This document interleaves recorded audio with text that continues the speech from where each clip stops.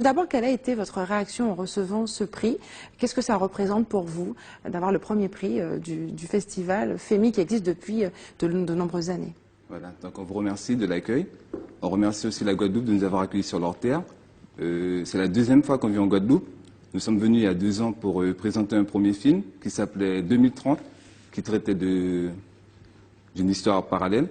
Et que aujourd'hui, nous sommes venus pour présenter le film L'Histoire des Lions. Donc, de recevoir ce prix, c'est un aboutissement par rapport à un travail qui a été mené sur une courte durée, qui fait suite au mouvement de grève de mars 2017 en Guyane. Et nous avons voulu apporter notre contribution. Donc, nous sommes partis sur une histoire pour expliquer tout ça.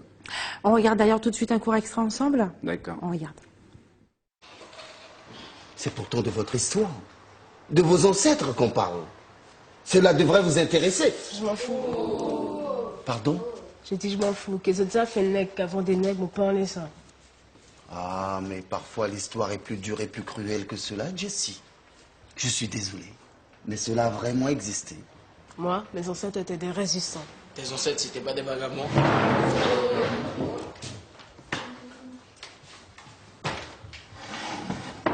Des résistants, hein? Eh bien, moi, je sens que je ne vais pas résister longtemps à vous coller un avertissement si vous n'arrêtez pas d'affabuler. L'histoire des Lions, c'est l'histoire de mettre en avant justement tous les résistants guyanais qui ont contribué à l'abolition de l'esclavage. Oui. Donc, nous avons voulu traiter du sujet autrement. Comme en Guadeloupe, vous avez Ignace, Delgrès, nous, on n'avait pas de personnes qui se référençaient. Donc, on avait pour habitude d'entendre que nous sommes des descendants d'esclaves. Alors qu'en faisant des recherches avec Madame Amani, nous avons découvert qu'il y avait une plénitude d'héros noirs qui ont résisté à l'esclavage. Ils n'ont pas seulement fui, ils n'étaient pas seulement des nègres marrons, ils ont résisté, ils sont repartis, ils sont revenus libérer leurs frères.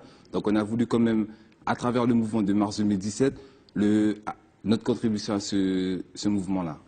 Le FEMI a permis l'émergence de nombreux talents. Je pense à Jean-Claude Barny, le réalisateur guadeloupéen, qui est maintenant très connu.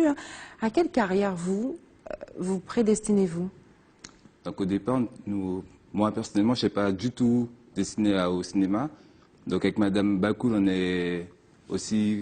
on travaille ensemble dans une association qui s'appelle Aethiopia, qui est une association culturelle qui s'occupe de faire la promotion du savoir, de la culture. Donc nous mettons en avant des héros, des référents noirs, des repères, on va dire, parce que dans cette société, on manque de repères et on veut s'identifier à quelqu'un. Et là maintenant, on a la possibilité de s'identifier à nos propres héros, à nos ancêtres, à nous. Michael Faustin, vous allez clairement vers un cinéma engagé? Engagé, on va plus traiter de la réalité. Engagé dans le sens où l'histoire, on ne peut pas la réécrire. Les dates sont là. L'abolition de l'esclavage, en fait, les 170 ans. Ce n'est pas nous qui nous sommes engagés à créer la date. Donc Oui, c'est tombé à point nommé avec le phénomène des Black Panthers. Voilà. Donc on est tombé à point nommé, c'est comme on dit, on serait sorti 1 an plus tard, ça aurait été une copie de Black Panther.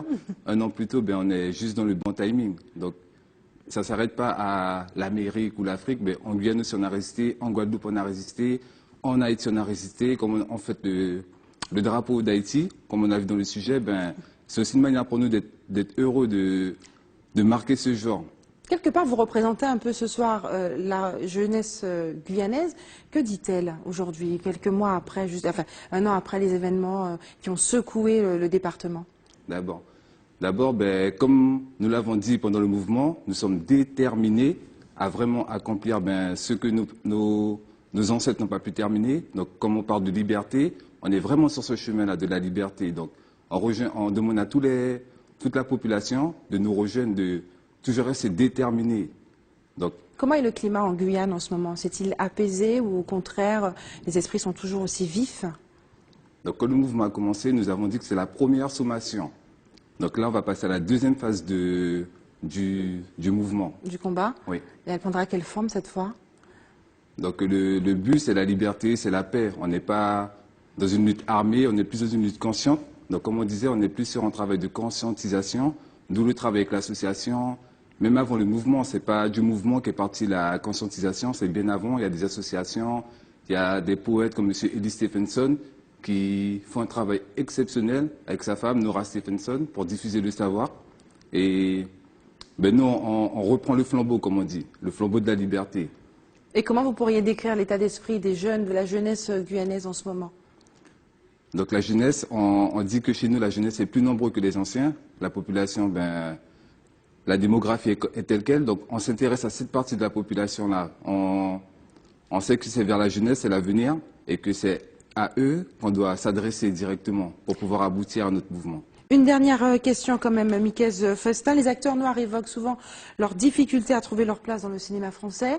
L'actrice Aïssa Maïga a récemment sorti un livre « Mon métier n'est pas d'être noir ». Quel regard portez-vous sur cette situation? Est-ce que ça vous interpelle et quelle est votre position sur ce sujet?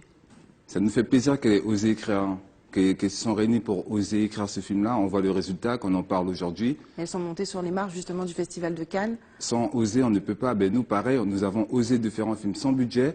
Toute l'équipe du film a travaillé bénévolement. C'est le sujet qui a rassemblé tout le monde. Donc on peut s'en sortir sans avoir à compter sur les autres. Donc on a proclamé que voilà, que nous avons un combat avec l'association, c'est d'organiser l'indépendance de la Guyane. On n'est plus sur ce schéma-là. Donc quand on parlait d'engagement, on sait qu'on va vers ce chemin-là.